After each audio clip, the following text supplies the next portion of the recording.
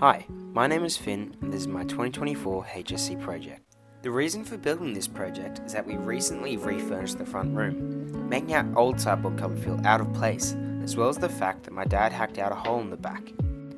After raising these points with my parents, we landed on me building this project, as long as I fell within the budget, matched other furniture around the house, and had a place to store the TV remotes.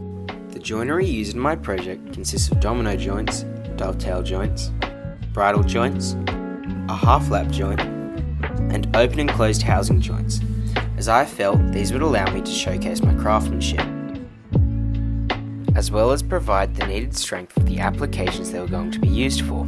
My project has had an abundant amount of changes made to it throughout the construction process, with majority of the changes being the construction of my door.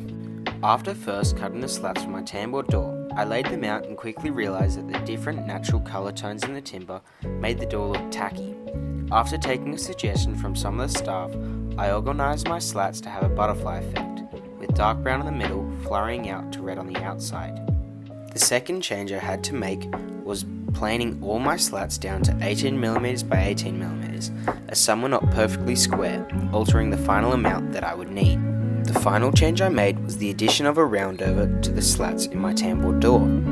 I did this as it would provide a higher quality looking product and it would also hide the small imperfections along the edges of my pieces.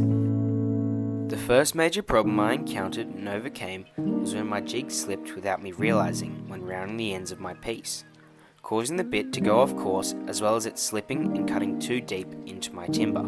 The solution I came to was pushing my whole top piece back around 3cm to cover the previous cut that went off track.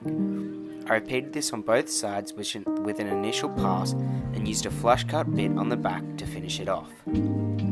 During the glue up of my second tambour door, I could not get enough pressure on the jig to fully close the gaps as my pieces would bridge up. As a result, after the glue up of the door, it had some pieces that had come loose. I resolved this problem when routing the edge of the door for my tambour, as I clamped them flat to have a straight and flat surface for the router, creating a smooth flowing door. When routing the entry section for my track, I did not plan far enough ahead. I didn't realise after doing the initial pass, I would no longer have a stable and smooth reference to use. To solve this, I created a new jig and used an extended cutting bit with a bearing, using a scrap board with a straight edge as a guide. When I was creating the stopped housing joint for the support pieces of the drawer to sit in, I did not consider the fact that I was using a push to open drawer runner and would need space for the drawer to press in, which was not possible anymore when I had the false front. As well as that, I also forgot to consider the fact that I would have my back plate sitting directly behind the drawer when it was closed, not allowing the drawer to be pushed in to open.